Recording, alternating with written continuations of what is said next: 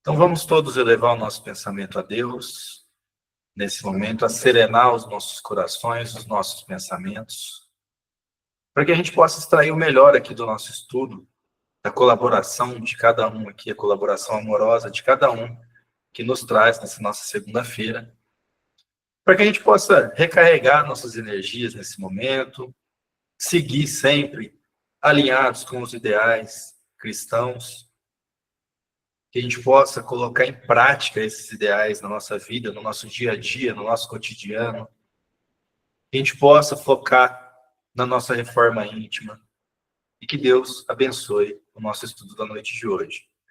Aproveitando a nossa prece também para pedir auxílio para os nossos irmãos que estão em situação de rua, agora, nessa época tão fria, que os bons espíritos possam auxiliar, que nós possamos ter o nosso concurso também, para auxiliar dentro das nossas possibilidades, aqueles mais necessitados, também as pessoas enfermas, aqueles que estão desesperados, aflitos, todos aqueles para quem a gente sabe que o Evangelho do Cristo é direcionado a esses corações.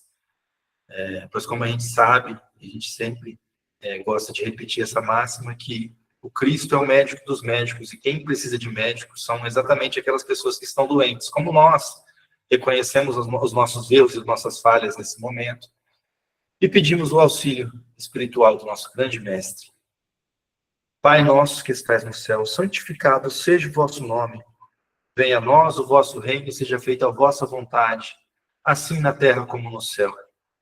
Pão nosso de cada dia nos dai hoje, Senhor, perdoa as nossas ofensas, assim como nós perdoamos a quem nos tem ofendido. Não nos deixe cair em tentação e livra-nos da prática de todo o mal. Que assim seja, Senhor Jesus. E vamos começar o nosso estudo da noite de hoje. Vamos fazer primeiro um apanhado aqui para a gente se localizar, se situar primeiramente onde que a gente está dentro do nosso estudo aqui. Nós estamos vendo, só para relembrar, o livro Céu e Inferno. Nós estamos no capítulo 2, porque lá na introdução do Evangelho tem uma remissão ao capítulo 2 do Céu e Inferno, que fala sobre o temor da morte.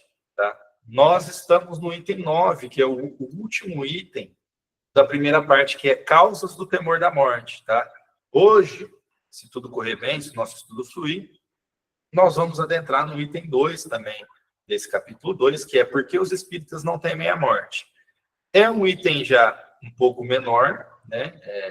Não é tão extenso, e eu acredito que a gente termine esse item também na noite de hoje, para na próxima segunda-feira, se Deus assim permitir, nós estejamos aqui novamente reunidos e voltemos, né, lá para a introdução do Evangelho, certo?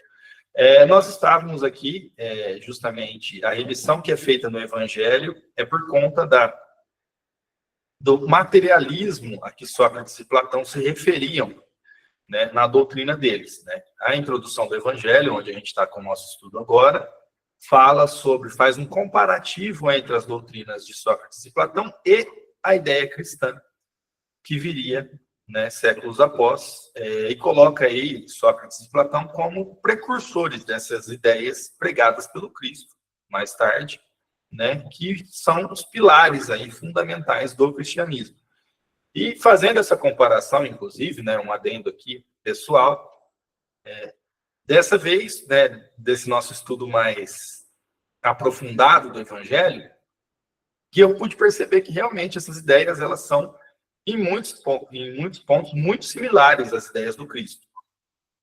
Então, nós estamos aqui no item 9, já terminando as causas do temor da morte. Nós havíamos parado exatamente nesse item. Então, vamos lá, vamos seguir no texto aqui. Além disso, a crença vulgar coloca as almas em regiões apenas acessíveis ao pensamento, onde se tornam, de alguma sorte, estranhas aos sobreviventes. Recapitulando, ele está dizendo aqui por que, em contraposição às ideias religiosas, às ideias da igreja, por que essa ideia de céu e inferno, de temor da morte, do que vem após a nossa morte, por que essa ideia ela chegou a um ponto que ela foi perdendo a credibilidade ali, foi perdendo os seguidores, que entendiam que essa ideia apresentada pela igreja, né, até então, e eu falo igreja aqui, obviamente, no sentido geral, sem, obviamente, atacar qualquer religião, porque nós estamos aqui todos para aprender, inclusive no nosso estudo do céu e do nosso lar, a gente vê bastante isso, que no mundo espiritual não tem essa divisão de religiões, né? Nosso lar mesmo é uma colônia espiritual, mas não é uma colônia espírita, né? É uma colônia que tem, na maioria ali, inclusive na formação da colônia, a forma com que são estruturados os prédios, a ideia é uma ideia que é mais apegada ao cristianismo, às ideias de Davi, né, que os próprios prédios lá são organizados da forma da estrela de Davi. Então, a gente vê que lá dentro tem várias religiões, né? Tem cultos de diversas religiões. Então, aqui a gente não está aqui, a gente está para estudar o Espiritismo, e isso como uma ciência, não como uma forma de atacar outras religiões ou tentar se sobrepor de alguma forma a outras religiões. É que a ideia de céu e inferno apresentada até então pelas religiões, ela perde um pouco a credibilidade no sentido de que não mais satisfaz a inteligência humana conforme essa inteligência vai se desenvolvendo, né? Porque o que se apresentavam eram 3 prováveis situações: do céu, do inferno e do purgatório. Ou a pessoa que não fosse boa na Terra aqui durante essa única encarnação, porque aí a gente está lidando com a ideia de que a alma é criada junto com esse corpo aqui, não tem a anterioridade das existências, nem as reencarnações, né? Mas nessa ideia de unicidade da existência humana, aquela pessoa que não tivesse sido bom durante essa encarnação, ela iria para o inferno, né, ou para o purgatório. No inferno, ela iria pagar, penitenciar os erros que cometeu durante uma única existência eternamente, né? O que não faz muito sentido, porque não tem aí uma ligação real mais com os fatos a partir do momento que a nossa inteligência ela vai se desenvolvendo e a gente vai entendendo uma fração um pouco maior. Obviamente que estamos longe de entender o todo, mas a gente vai aprendendo uma fração um pouco maior da justiça divina, do tanto que Deus é justo e misericordioso, que não colocaria seus filhos, né, após uma única existência, uma única vida aqui, vamos colocar aí num limite até alto de idade, de 100 anos, a pessoa iria definir o seu destino pela eternidade. Então, essa era um dos vieses que se tinha, que era o inferno, que a pessoa iria penitenciar os erros eternamente. Não importaria mais o arrependimento, a pessoa não teria qualquer hipótese de ser salva após a desencarnação, se fosse destinado ao inferno. No purgatório, ela ficaria dependendo de uma intervenção de terceiros para que essa alma pudesse ser salva, e sobraria para alguns poucos eleitos o céu, que também é uma figura completamente contemplativa, onde não se havia trabalho, estudo, evolução de qualquer tipo, certo? Então, essa doutrina vem se contrapor justamente a alguns desses pontos. A própria igreja põe, entre umas e outras, uma barreira insuperável, declarando rotas todas as relações e impossível qualquer comunicação. O que ele está nos dizendo aqui? Que nessa visão, após a morte, que se tornaria uma barreira insuperável, todas as relações também morreriam, né? Tornariam rotas as relações, significa que essas relações iriam se degradar, se decompor, certo? E impossível qualquer comunicação com aqueles que já tivessem feito essa passagem, certo? Então, por isso que essa ideia ela vai, pouco a pouco, perdendo a credibilidade, certo? Por conta de o ser humano já chegar em um ponto de que, como a gente já tinha visto em estudos anteriores, a gente já nasce com esse sentimento inato de que não termina aqui, não termina com a morte. E aí, a resposta que se tinha para o que acontece depois da morte já não era tão satisfatória, certo? E aí ele vai fazendo algumas contraposições aqui e vai expondo as ideias da doutrina de Sócrates e Platão. E aí, depois, agora, no livro Céu e Inferno, aqui ele vai explicando o que a materialidade, né, o materialismo exacerbado, né, excessivo, esse apego material exacerbado, ele acaba agravando esse temor da morte, que é natural ao ser humano e, como nós já vimos, providência divina, né? Esse temor que nós temos da morte, ele faz, sim, ele faz parte da providência divina, porque ele nos leva a ter um instinto de preservação da nossa encarnação. Com isso, a gente consegue aproveitar melhor o nosso planejamento encarnatório aqui, certo? Se as almas estão no inferno, toda a esperança de as rever é perdida para sempre, a menos que para lá também se vá. Se estão entre os eleitos, vivem completamente absortas em beatitude contemplativa, ou seja, ele está fazendo uma contraposição aqui, colocando frente a frente ali para confrontar as duas possibilidades maiores, de que ou com a morte a pessoa iria para o inferno, né? Não teria também qualquer esperança de rever, a não ser que você fosse também para o inferno, como ele diz ali, e aqueles que são os eleitos que vão para o céu viveriam completamente contemplando, ou seja, numa eterna contemplação do tudo, né? Sem, contudo, nada produzir. Tudo isso interpõe entre mortos e vivos uma distância tal que se considera a separação como eterna. Razão porque muitos preferem ter junto de si, embora sofram, os entes queridos, a vê-los partir, ainda mesmo que para o céu. Ora, a alma que estiver no céu será realmente feliz vendo, por exemplo, arder eternamente seu filho, seu pai, sua mãe ou seus amigos? E aqui fica um ponto para a gente também aprofundar um pouco mais. A ideia do Espiritismo, ela se contrapõe justamente a isso e vai mais além.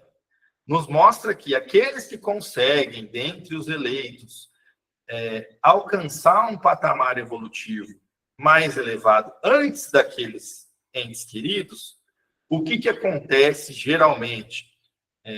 Não que isso seja uma obrigação.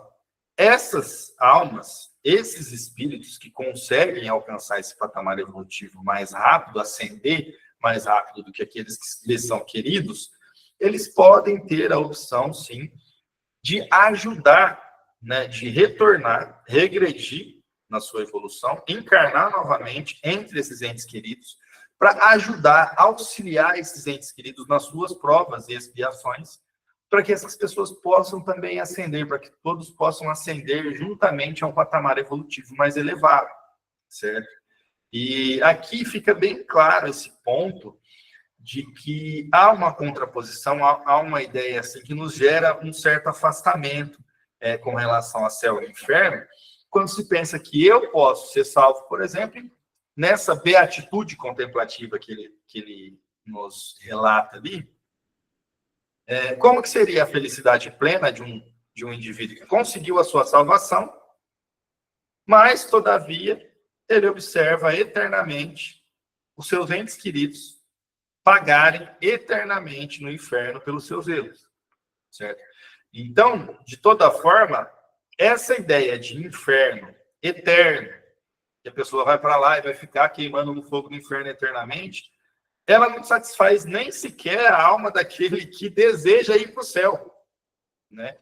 Porque, ainda que você fosse salvo, a sua felicidade não seria completa, porque você sabe que tem uma outra pessoa, que é um ente querido, que muito te auxiliou, às vezes você muito amou, que foi uma pessoa que te auxiliou muito, mas mesmo assim não conseguiu ser salva, e aí essa pessoa vai ficar penando eternamente no inferno. Então, por isso que essa ideia ela foi se desgastando, o tempo foi corroendo essa ideia. Né? E ali a gente termina essa parte do temor da morte.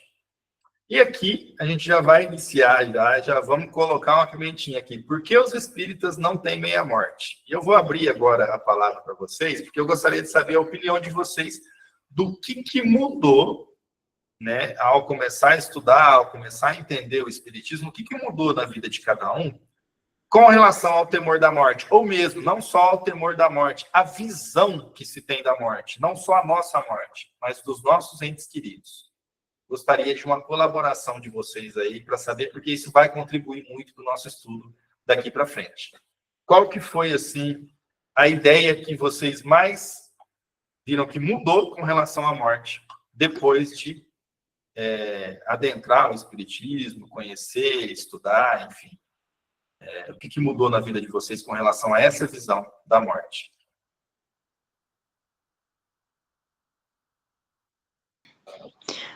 Boa noite. Boa noite, Janete.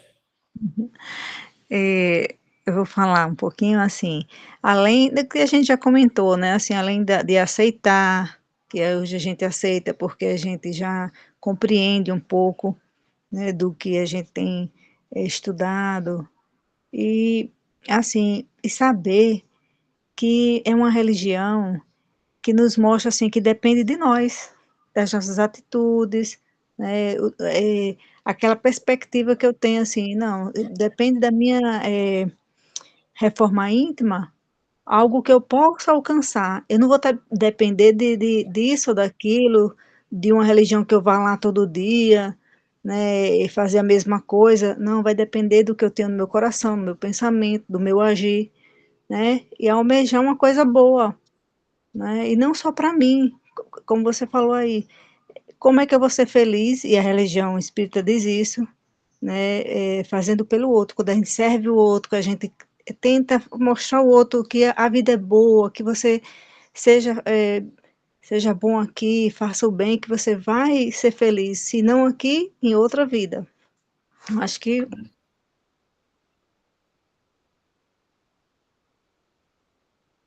para mim, foi um pouco isso. Sim.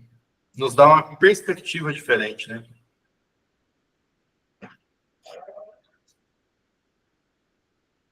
Dentro de tudo isso que a Janete disse também, né? Tira aquele peso, aquela angústia, aquela incerteza de como será. Porque a partir do momento que a gente estuda o nosso lar e com profundidade, né, da forma que a gente vem estudando, a gente tem esse conhecimento de como é feita essa transição, né? E que todos nós vamos passar por isso daí. E quanto mais a gente trabalhar e colocar em prática aquilo que a gente vem aprendendo no nosso dia a dia, mais essa tranquilidade vem, essa paz, essa certeza de que estamos aqui só de passagem, né? E que tudo, o espírito é que é imortal e é ele que vai, que continua e volta para o plano espiritual e esse corpo simplesmente ele vem emprestado, né? Até porque esses dias eu estava ouvindo uma palestra e fala que a gente tem até as características do corpo da gente, a cor do cabelo, tudo é planejado, minimamente planejado, né? Então, é uma paz, é uma segurança a mais que a gente tem de não ter esse medo dessa passagem. Eu falo por mim, eu não tenho medo. Graças a Deus eu me libertei desse medo. Não tenho mais. Muito bom. Eu concordo com as meninas, porque assim, o Espiritismo, ele nos dá essa base, essa confiança, né? Como a gente já estudou, a lei de reencarnação, né? Onde a gente sabe que a gente passa por múltiplas existências, né? A questão que o espírito, né? Ele é imortal. Então, assim, e a gente sabe que a morte é apenas uma passagem, uma transição, né? Que os laços eles continuam, né? Os laços afetivos eles continuam, né? Além dessa vida, então nos dá essa segurança, essa certeza e traz esse alívio, né? Que a vida continua, que a gente pode dar continuidade aos nossos estudos, ao nosso aprendizado, ao trabalho que a gente iniciou aqui, né? Então, assim, é um conforto e uma esperança, né? Que essa certeza mesmo, né? Que tira esse temor e esse medo. Sim. Com relação a esse medo, uma das principais características aí que em nosso lar é destacado, o Emmanuel destaca muito isso também, que é a função do ensino religioso. Ele não coloca qual religião, é ensino religioso, tá? Qualquer religião. É função do ensino religioso nos preparar para a morte, porque acontece depois.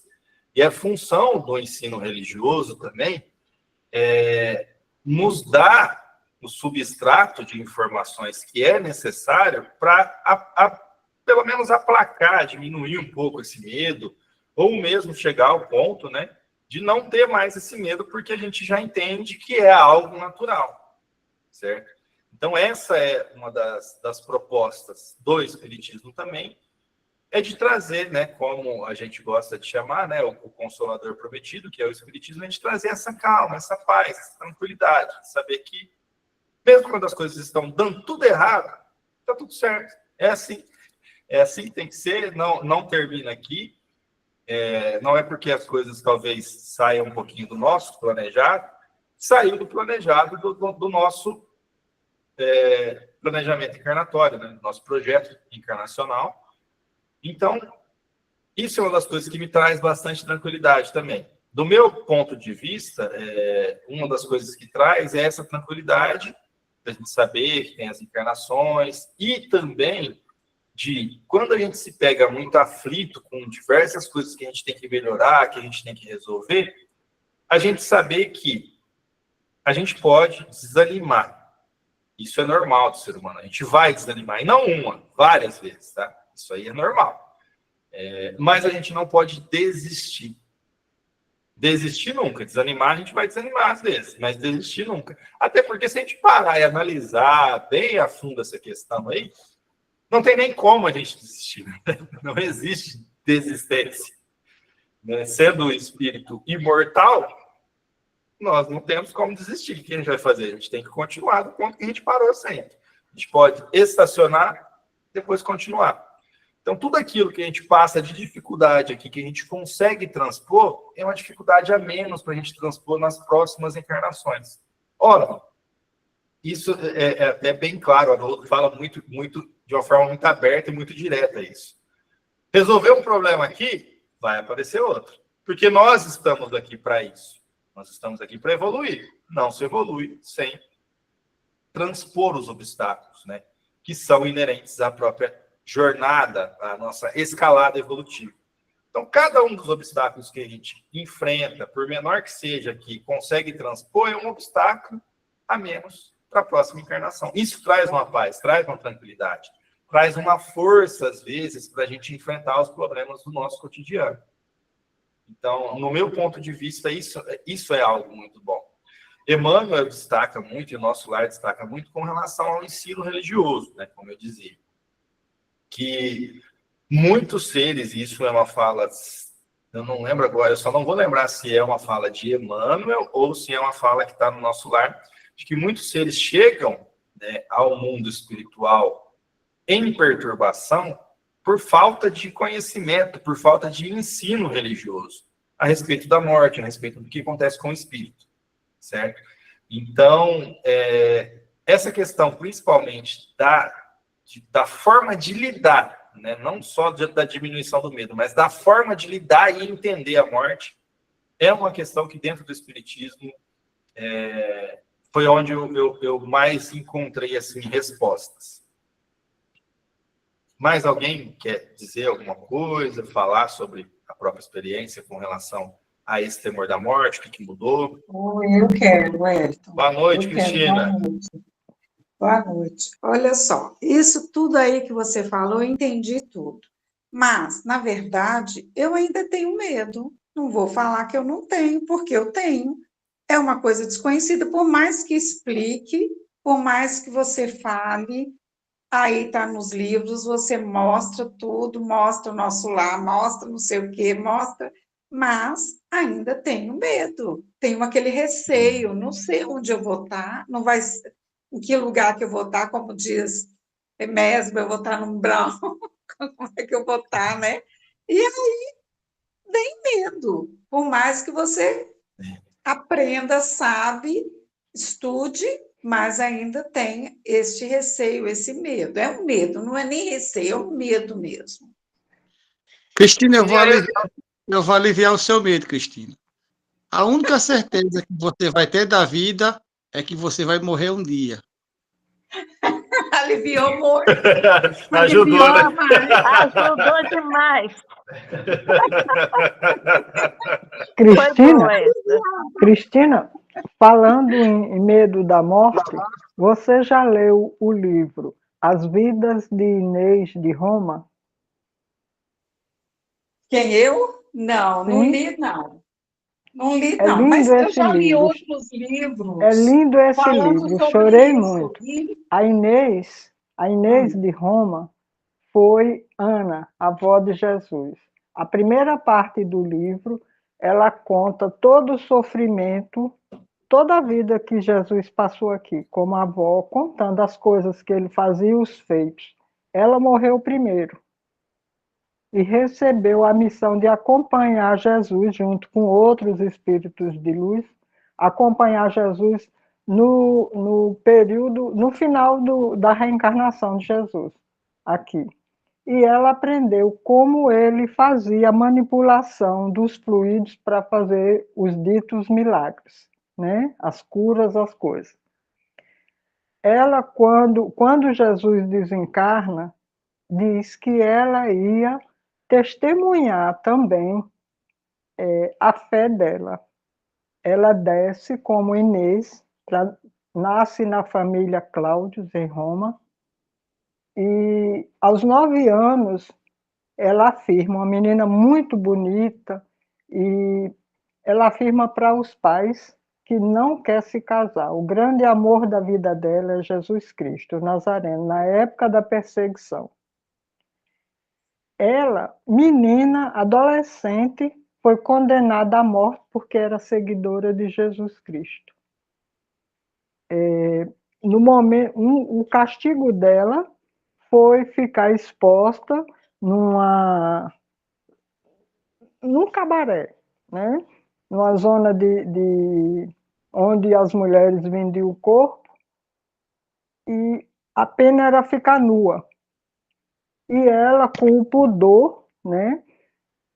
O seu ex-marido, que era o Joaquim, avô de Jesus, chegou para ela e disse: Inês, você aprendeu a manipular, porque ela salvava as crianças, as doenças, ela também curava, quando ela é Inês de Roma, porque ela aprendeu a manusear o fluido quando Jesus estava ainda aqui. Ela acompanhava Jesus. Aí a espiritualidade falou para ela, através do Joaquim, né, falou para ela, para Inês, para ela usar o fluido e se vestir. Ela se vestiu, eles tiraram a roupa dela, mas ela se vestiu de luz, sabe? Aí, a partir dali, ela não tinha medo nenhum da morte. A fé dela era tão grande que ela não tinha medo. Ela foi condenada a ficar exposta à espiritualidade, e ela, né, com a manipulação dos fluidos, fizeram uma roupa luminosa para ela. Ninguém conseguiu enxergar o corpo dela. E se assustaram. Depois deram uma nova pena, fogueira. Amarraram no poste, colocaram bastante lenha e combustível e tocaram fogo. Aí Joaquim chegou e disse: essa pena não vai se cumprir, não tenha medo.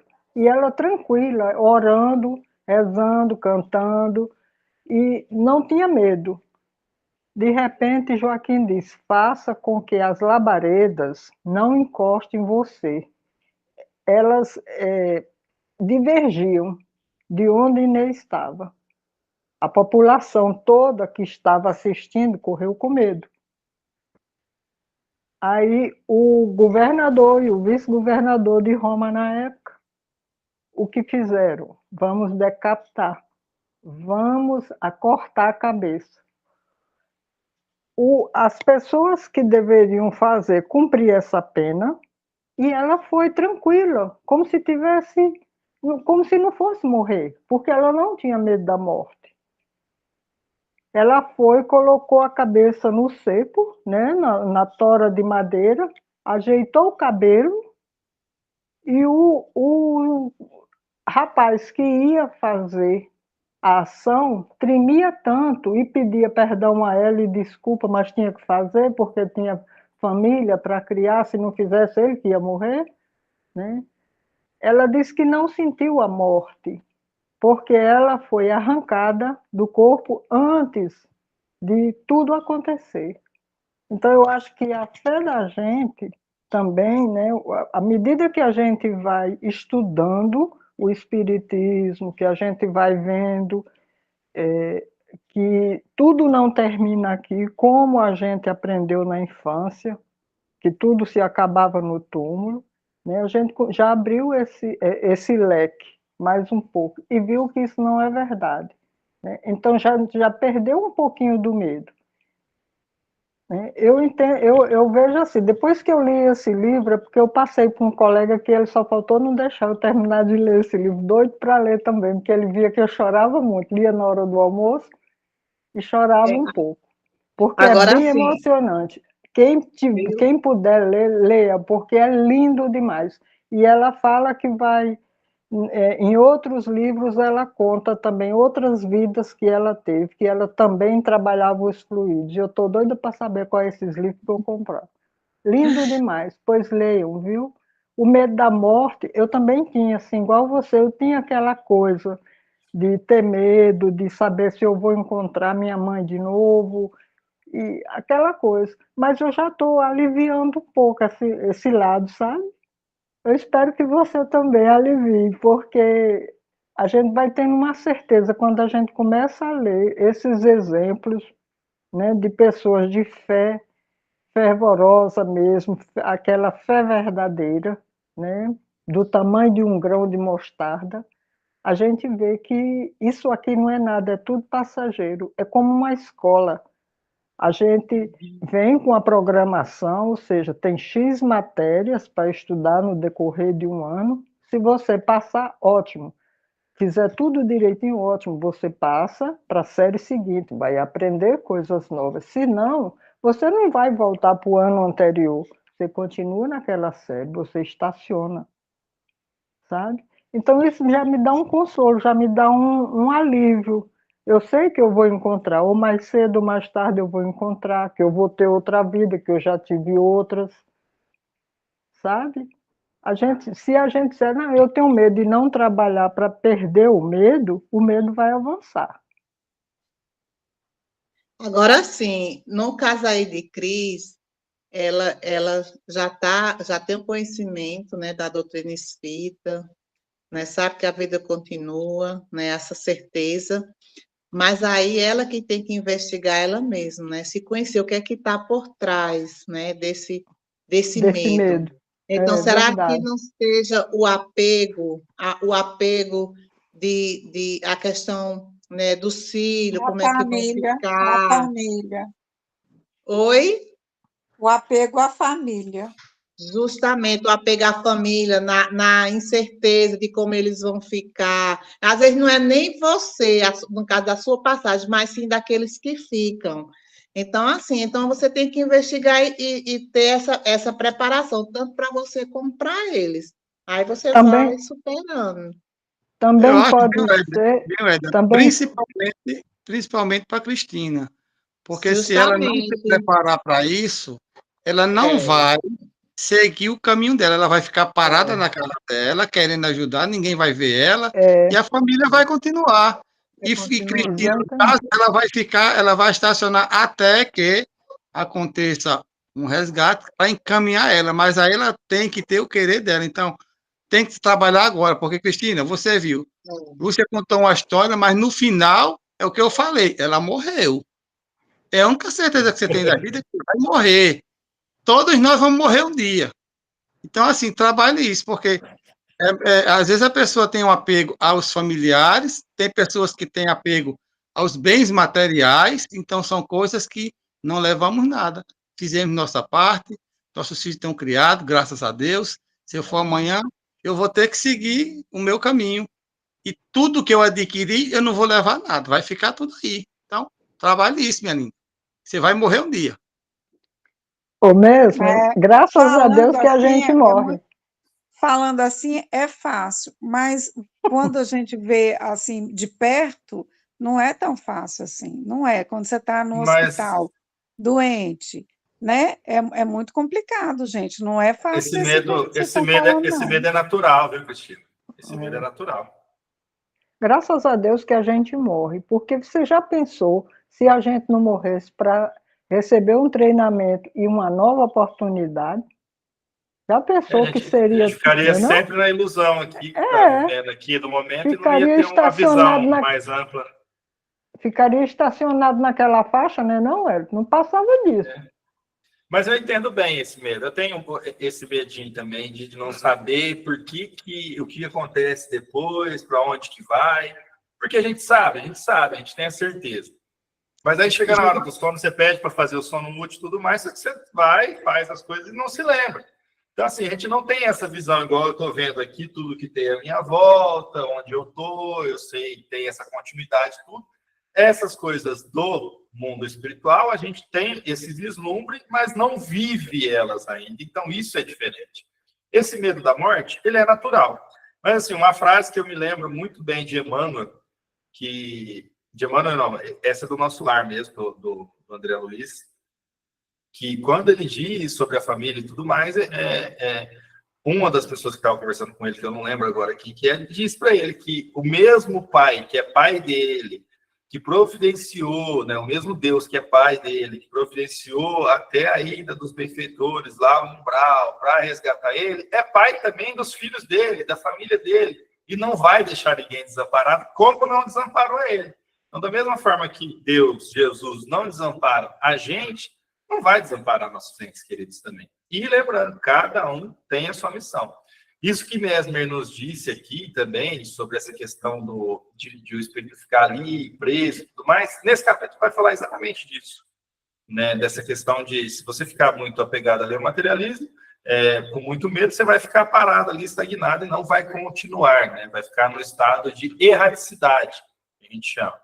Então, isso, né, talvez até natural nesses primeiros instantes aí após a desencarnação, mas depois disso a gente tem que seguir. A gente tem que saber que a gente está caminhando sempre em frente. Temos que manter, né, essa caminhada aí sempre em frente.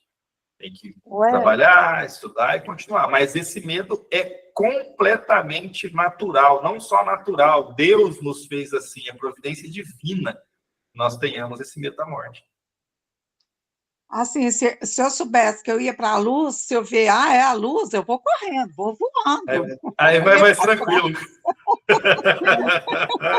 Mas eu acho que o medo dela, então, não é nem o que a Edna falou, porque ela sabe que vai para um umbral. A luz lá é diferente.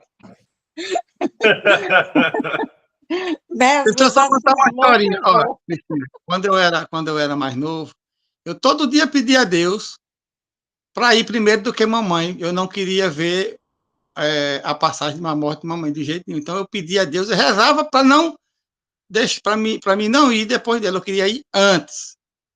Mas quando eu passei mais ou menos 15 dias tomando conta da minha mãe e vi o sofrimento dela, no dia que ela partiu, que vieram conversar comigo, eu fui o primeiro a dizer, graças a Deus, ela descansou.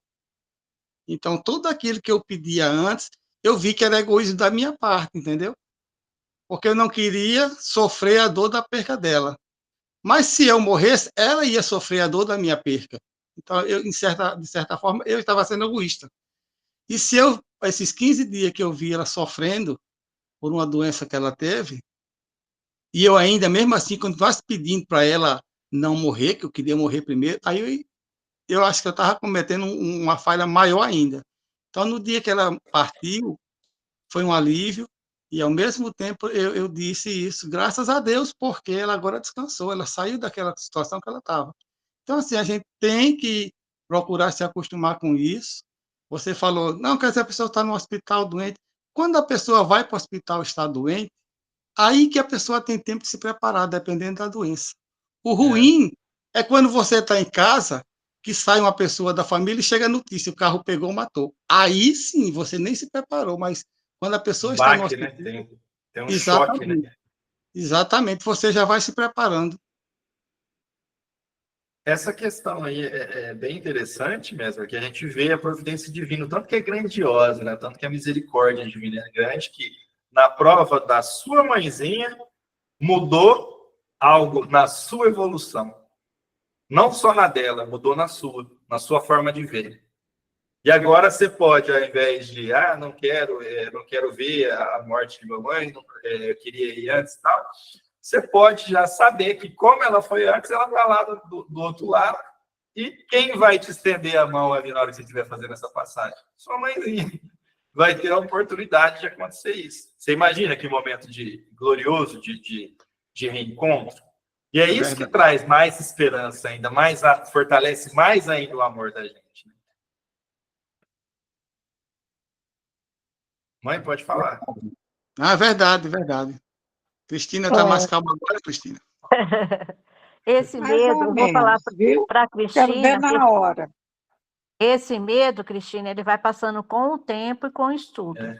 Então, você fique calma, não fique brigando com o teu medo, você deixe ele e vá estudando, buscando conhecimento, orando, pedindo ajuda espiritual, que isso some. E agora eu vou dar um testemunho pessoal rapidinho. Quando eu fui diagnosticada com câncer de mama, eu fiquei no estado de choque, porque quando você recebe, né, do médico que você está com câncer, e um câncer assim já bem complicadinho, eu fiquei no estado de choque. E naquele momento, assim, foi uma luta, eu chorei, eu acho que da hora que eu recebi esse diagnóstico, eram umas 7 horas da noite, até outro dia, às 10 horas da manhã. A partir daí, eu chorava, né, pensando nos meus filhos, né, que ainda não estavam, assim, bem, não tinham a vida profissional deles, né, esse negócio de mãe. Mas aí comecei a orar e a buscar, e fui para o tratamento, e quando eu vi no tratamento pessoas mais jovens do que eu, que partiram, não pelo câncer, mas pelo medo, pela depressão. Muitos morrem não pelo câncer, morrem pelo medo. Então, a gente tem que ter muito cuidado com esse negócio do medo, porque o medo faz a gente fazer umas coisas terríveis, ele leva a gente para depressão, o medo traz doença, o medo traz insegurança, medo faz você bater carro, o medo é uma coisa que não é legal mesmo. Mas, passado o tempo, eu fui no meu tratamento, fui cuidando, fui buscando, né, buscando ajuda, e foi, assim, uma virada de chave na minha vida. E eu passei por 9 cirurgias. E dentro da primeira cirurgia eu fiz uma, aí quando foi um câncer de mama, quando foi para biópsia de congelamento, dentro de 15 dias saiu o resultado que eu tinha um outro tipo de câncer, que era aquele câncer invasivo, que ele pega os linfonódulos, é o câncer que dá em cadeia, e que me mataria. Então, o primeiro câncer salvou a minha vida. Você já viu um câncer salvar a vida da pessoa? Um câncer salvou a minha vida. Se hoje estou aqui, porque foi um câncer que salvou a minha vida. Mas 9 cirurgias que eu fui passando depois, foram 9 cirurgias ao todo, e cada vez que eu ia para a cirurgia, eu já comecei a ir tranquila. Então, eu orava e falava, Jesus, nas tuas mãos eu entrego o meu espírito, seja feita a tua vontade. Aí eu dormia, tranquilo, com anestesia. Quando eu voltava, eu começava a escutar aquele barulhinho, né, do monitor cardíaco, falava, ih, voltei. Estou aqui de novo. Olha só a que ponto que a gente chega de transformação. Então, eu estou dando meu testemunho pessoal para vocês verem a transformação e como é transformador. E hoje, quando eu falo, eu não tenho medo da morte, realmente eu não tenho medo. Eu tenho medo de errar, de fazer coisas absurdas, né, de me prejudicar e prejudicar os outros. Então, esse trabalho que a gente faz no dia a dia, de procurar melhorar, né, de estar nessa busca mesmo constante. E o espiritismo, ele tira esse véu, essa coisa que cega a gente, né, daquela insegurança, daquela incerteza. E hoje eu agradeço a Deus por tudo. E são 17 anos de vida que eu já estou, que já completou depois desse tratamento todo aí, que meu filho acompanhou, cuidou de mim, fez curativo, né, presenciou, e que foi momentos, assim, maravilhoso. E um aprendizado, assim, que eu trago para a minha vida. Hoje, sou procurada por pessoas que têm câncer, que é diagnosticada com câncer, e que eu posso ajudar. Olha que coisa maravilhosa. Então, nada é acaso na vida da gente, tudo é uma experiência, tudo é aprendizado, e esse aprendizado é muito valioso. Realmente. Essa questão do medo que você falou vai bem de encontro com o que a Lúcia disse, né? Sobre a história da Inês. Ela ela manipulava os fluidos com intenção. Nós manipulamos também, às vezes sem intenção. Na maior parte das vezes, nós que não somos tão evoluídos quanto ela, nós manipulamos todos esses fluidos também, através do medo, principalmente, nós tornamos esse fluido em matéria densa, pesada, que fica impregnada na gente, no perispírito. Inclusive, o medo pode gerar um tumor cancerígeno na pessoa. Pode aumentar um tumor cancerígeno. Assim como a fé pode fazer com que ele suma completamente. Divaldo dá muitos testemunhos a respeito disso. Acontecia alguma coisa no corpo dele, ele mesmo, opa, agora eu tenho que concentrar os meus pensamentos a curar isso aqui que eu sei que está acontecendo.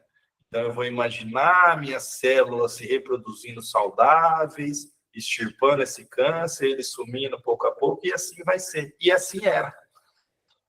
Porque nós temos nosso pensamento, nós vamos chegar lá ainda no estudo do nosso lar, quando a gente estiver no 12º livro, o nosso pensamento ele é força viva, ele é matéria. Tá? Ele também é matéria, assim como todos os elementos que a gente tem na tabela periódica, o nosso pensamento é. Esse medo, quando a minha mãe se refere que esse medo ele pode ser prejudicial, não é esse nível de medo que você tem, Cristina. O medo que você tem não é um pavor, não é algo assim que te congela, nem nada. É um medo natural, que você vai lidando com ele, ele vai sumir sem você nem perceber. No dia que você se der conta de que você não tem esse medo mais, seu pensamento vai estar focado em outras coisas, aí de repente você vai falar, aquele medinho que eu tinha, eu não tenho mais.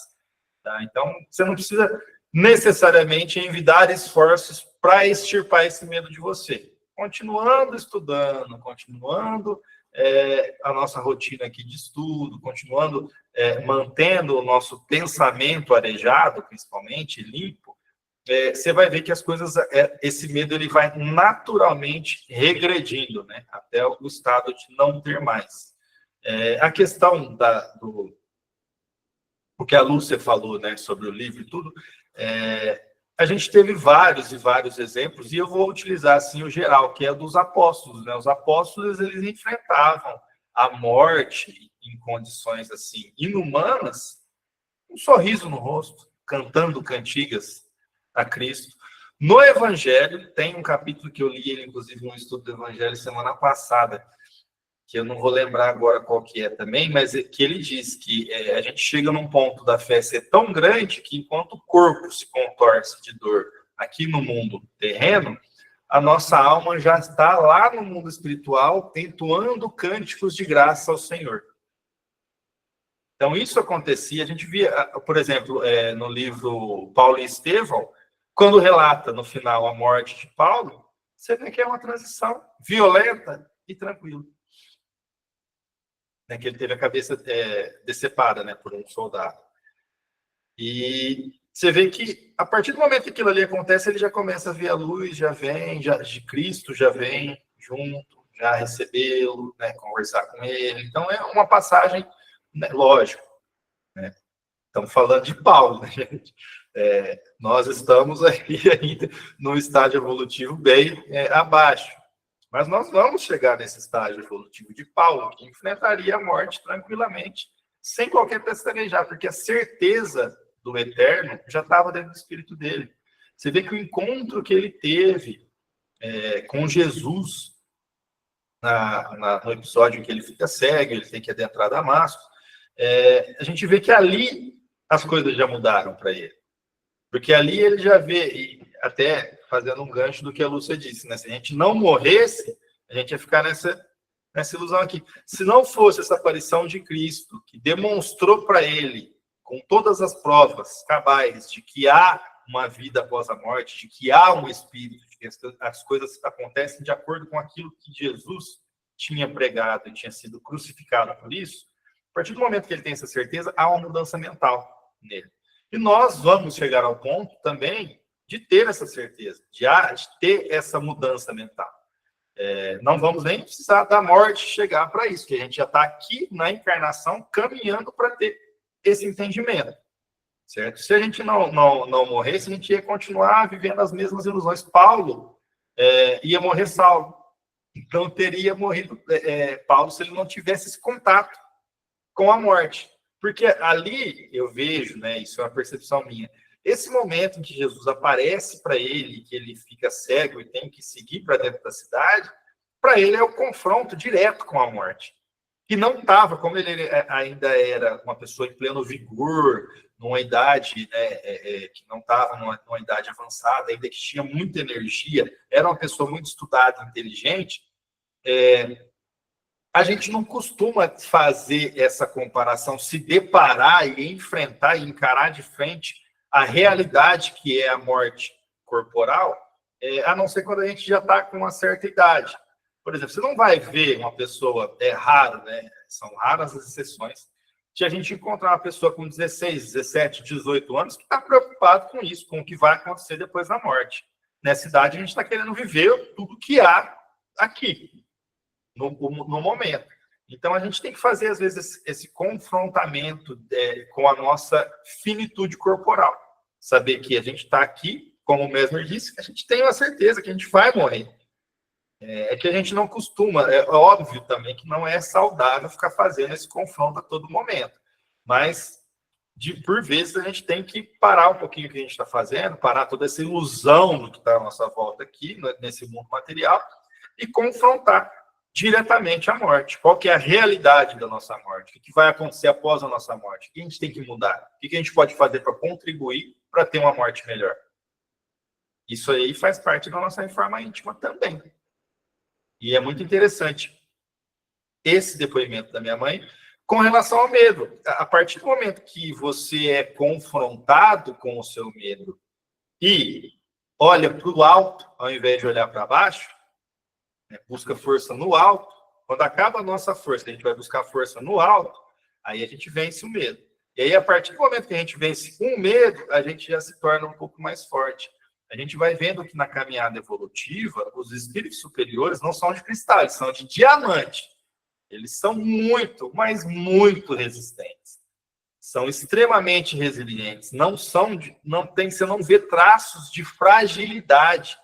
Né? Muita gente acha que teria, por ser pura bondade, o espírito seria um espírito frágil. Né? Porque às vezes a gente tem que reagir no nosso mundo aqui, tem vezes que a gente tem que reagir mais agressivamente, mais incisivamente, vamos dizer, né, às coisas que aos acontecimentos da nossa vida aqui. E aí muita gente confunde isso com a questão de a gente evoluir, se tornar espíritos bons e frágeis por não ter mais essa incisão, por não ter nenhum traço de violência. Não é isso. A bondade vai aflorando, só que a nossa resiliência vai nos tornando cada vez mais fortes, mais resilientes. E mais uma vez, utilizando do livro Paulo e Estevão, né? A gente vê a fala de Estevão quando ele é confrontado por Saulo, né? Cadê o seu Salvador? Por que ele não te tira daqui agora? Você pensa que o meu Deus, que é o Criador do universo, ele vai vir numa biga romana que pode, a qualquer buraco da estrada, entornar e acabar com a guerra. Ele não vai vir aqui com violência, é o bem. E é justamente o que a gente falava no grupo ainda essa semana, né? O bem, ele vai vencendo, só que ele não faz alarde. Né? Então, esse medo que a gente tem aí, também ele vai sumindo, sem alarde, porque a partir do momento que a gente vai tendo mais contato com o bem e com o que é bom, essas coisas vão ficando de lado, essas características. E nós vamos criando uma força interna que a gente tem aquela certeza assim, que a gente que tudo que acontece está acontecendo por um motivo e que a gente está no lugar certo, na hora certa, não existe esse negócio de lugar errado na hora errada, e que o que tem que acontecer, vai acontecer, e que nunca nós estaremos sozinhos e desamparados.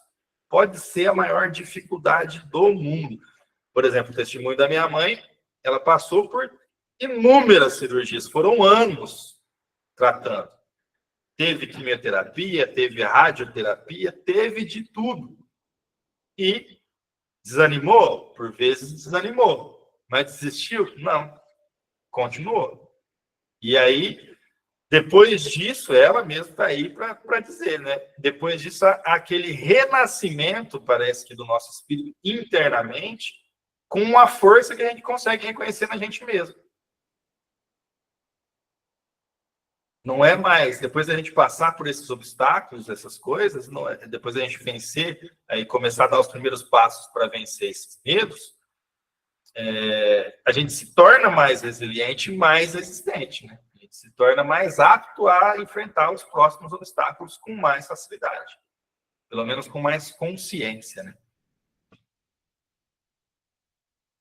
E é isso. Agora, esse espacinho aqui do nosso final aí, já estamos acabando. Nosso estudo passou rápido. Esse estudo passou bem rápido. A gente nem vai conseguir adentrar aqui esse item. Mas no próximo estudo a gente fala, e é bom quando isso acontece. Porque não é o texto ali em si que importa. É o que a gente está conseguindo extrair desse texto, trazer para a nossa vida. E é justamente isso que a gente está fazendo aqui. Que o nosso grupo de estudo, muitas vezes, passa a ser um grupo de apoio, por exemplo, de compartilhamento de experiências terrenas aqui. E isso é muito bom. Isso é o que enriquece o nosso estudo. É por isso que a gente consegue recarregar nossas energias aqui na segunda-feira à noite, porque tem a contribuição de cada um. E depois de uma queda, quando a gente levanta de uma queda, a gente anda com mais firmeza. Já reparou? Anda. Porque a gente cai, dá uma raladinha ali, sacode a poeira e fala, é isso. Então, se eu cair de novo, é isso aí só que acontece. É o máximo, é isso aí. Então, fica com mais vamos confiança. Seguindo. Exatamente.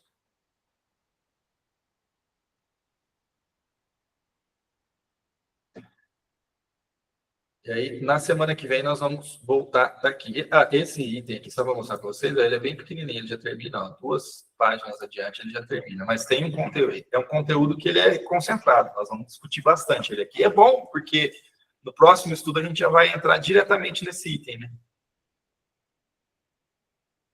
Deixa eu fechar a nossa apresentação aqui.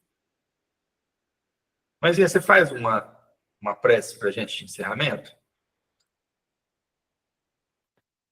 Faço, sim. Eu estou muito emocionada, viu, gente? Que bom. Bonita a sua história, viu? Parabéns, muito bonito. Graças a Deus por tudo isso, né? E que essa energia toda, ela possa chegar até cada um dos nossos corações nessa noite. Então, vamos lá. Querido Mestre Jesus, Pai de infinita bondade e misericórdia, eu quero te agradecer neste momento, Senhor, por esses instantes tão preciosos, esse aprendizado tão valioso para a nossa alma, para os nossos corações. Que neste momento, Jesus querido, cada um dos seus filhos possam sentir a presença, a tua graça, a tua luz transformadora, que possa renovar cada célula, transmutando, Jesus, cada célula doente, cada parte do seu corpo, do perispírito, tudo aquilo que está impregnado em nós, que possa ser posto por terra agora, que possamos ser transformados, renovados, e nascermos de novo a cada dia, na graça, no conhecimento do teu evangelho, ó Pai de amor.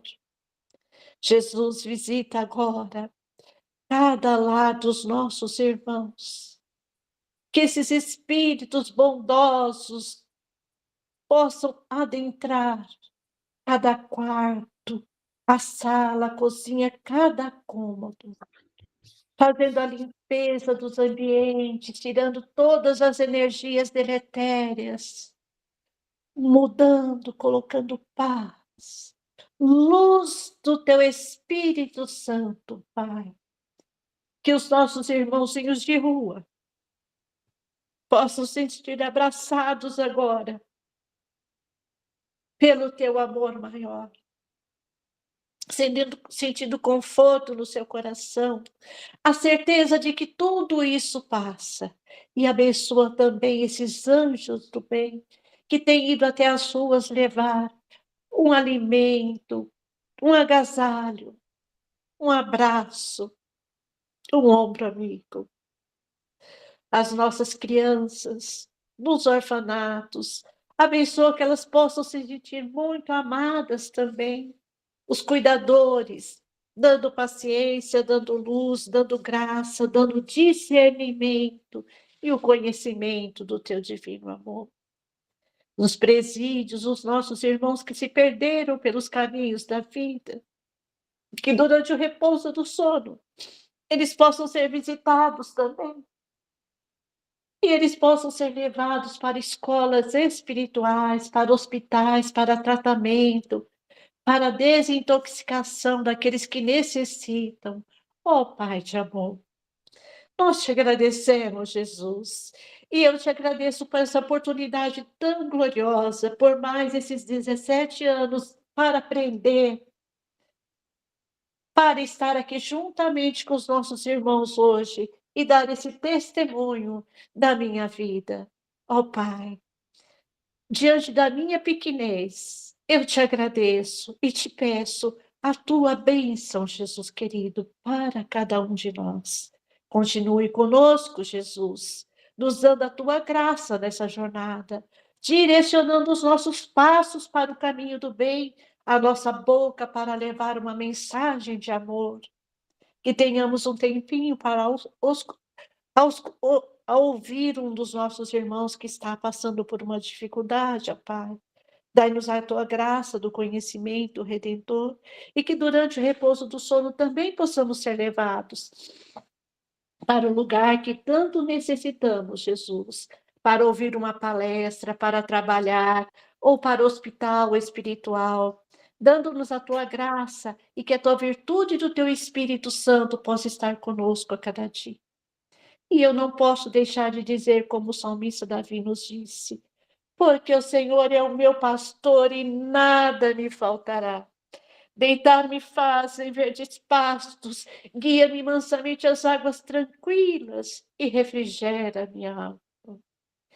E ainda que eu andasse pelo vale da sombra da morte, não temerei mal algum, porque tu, meu Deus, está comigo, a tua vara e o teu cajado me consolam. E preparas uma mesa perante mim na presença dos meus inimigos. Unges a minha cabeça com óleo, meu cálice transborda. Porque certamente eu sei, eu creio, que a tua bondade, a tua misericórdia nos seguirão por todos os dias da nossa vida e habitaremos na tua casa por toda a eternidade.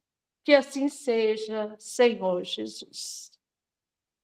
Assim seja. Porque Boa noite.